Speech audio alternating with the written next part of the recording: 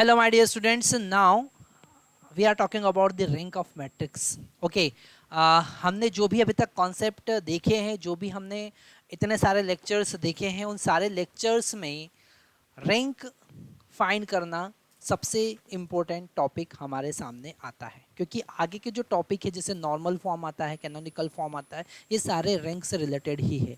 तो रैंक को हम कैसे डिफाइन करेंगे, सबसे पहले हम उसका डेफिनेशन देख लेते हैं और डेफिनेशन से ही हमको समझ में आ जाएगा कि how we can define rank. Okay, rank में यहाँ पर डेफिनेशन में हमको लिखा है कि the rank of matrix set to be are.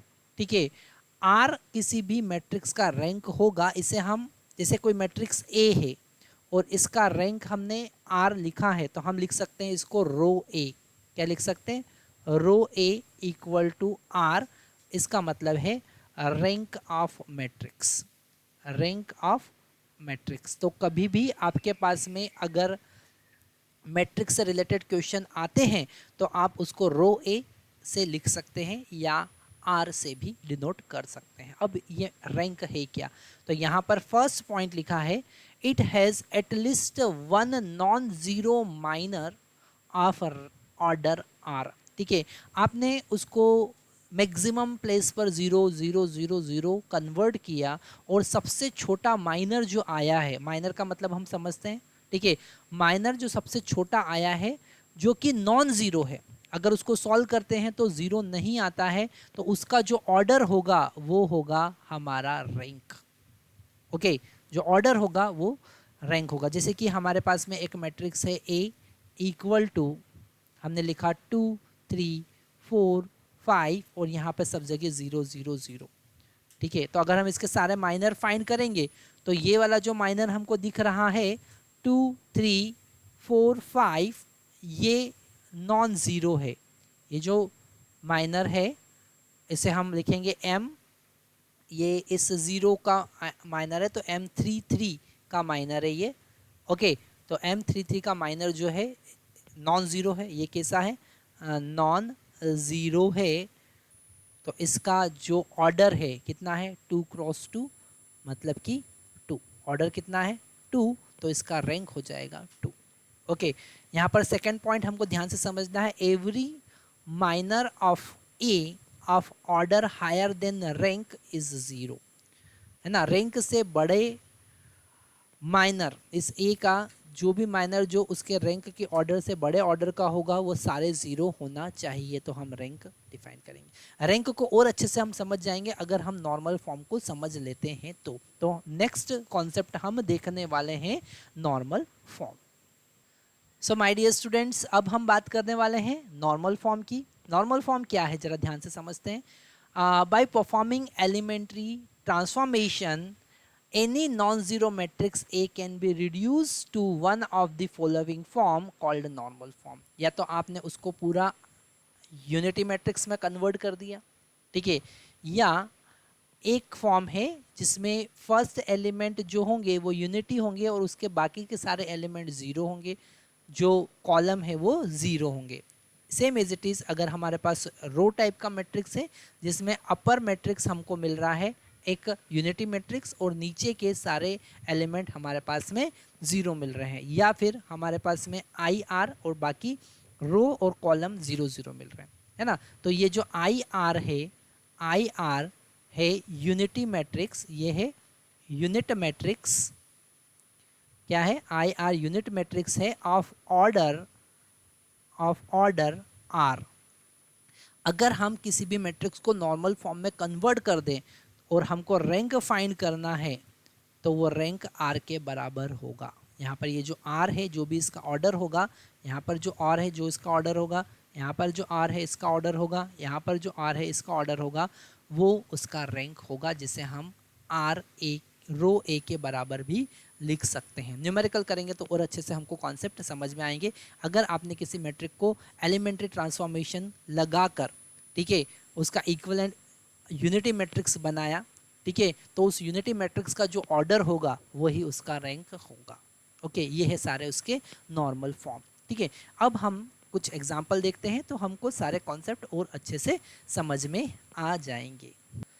So my dear students, अब हमारे पास में एक क्वेश्चन है, इसको हमको नॉर्मल फॉर्म में कन्वर्ट करना है। नॉर्मल फॉर्म में कन्वर्ट करने के लिए हम मैक्सिमम कोशिश करेंगे कि ज़ीरो ज़्यादा से ज़्यादा बने।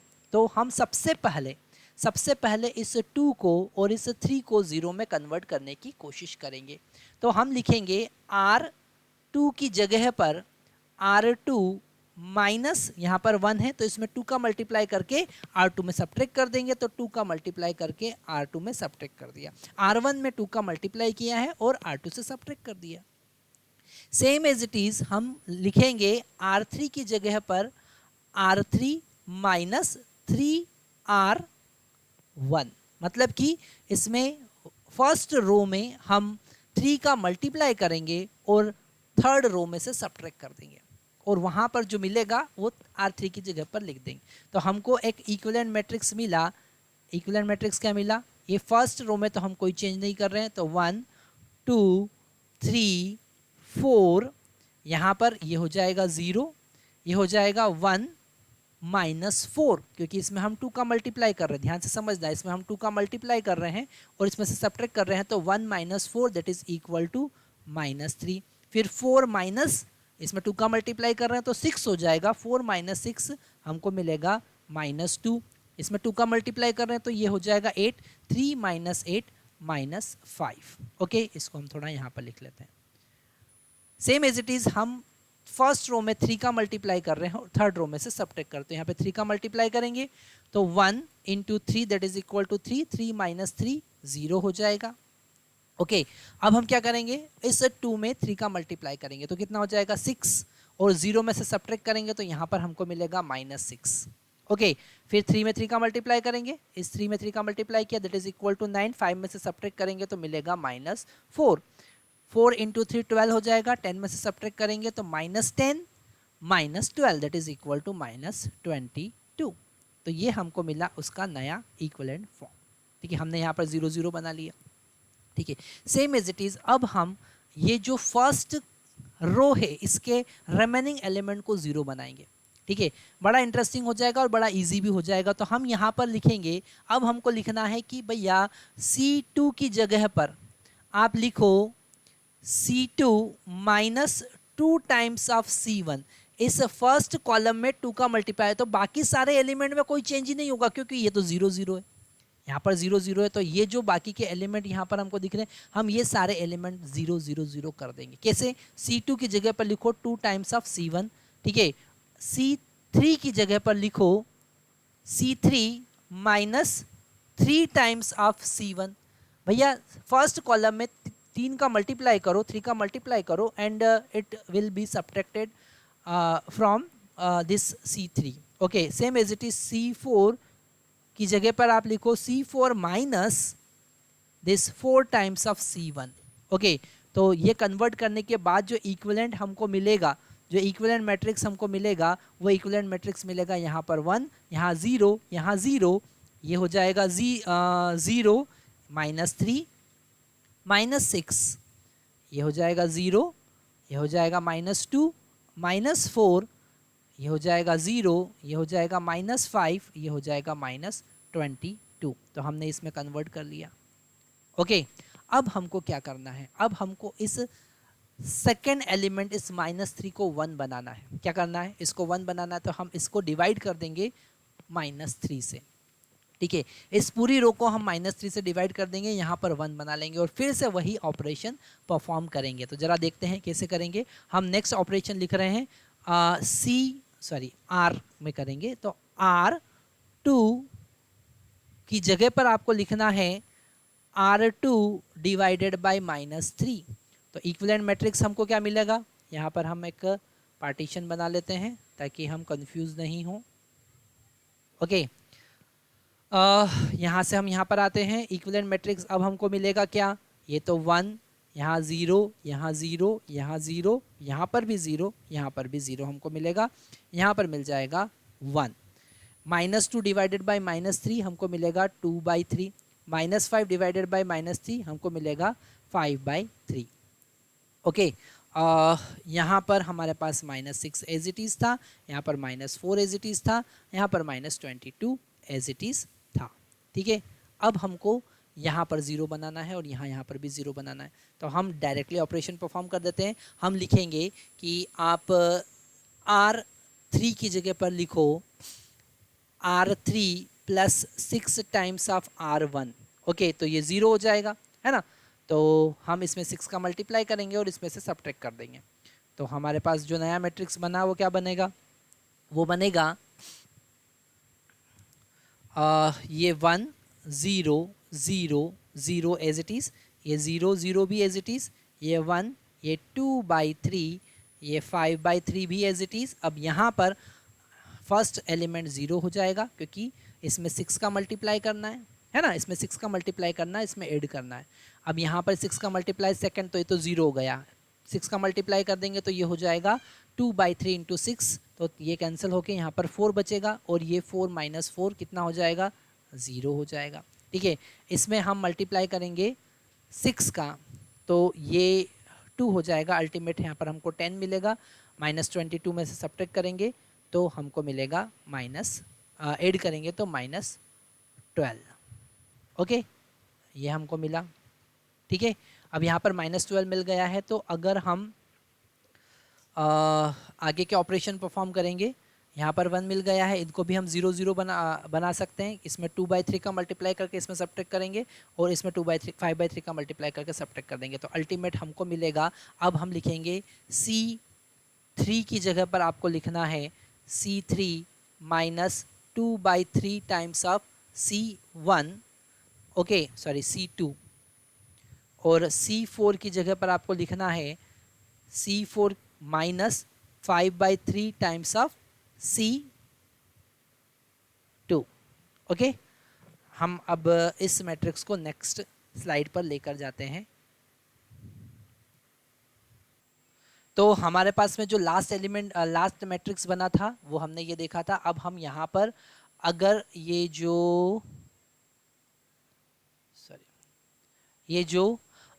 सेकंड रो के एलिमेंट है, इनको 0 0 बनाना है, तो हमने कौन सा ऑपरेशन परफॉर्म किया था, हमने लिखा था C2 की जगह पर लिखो C3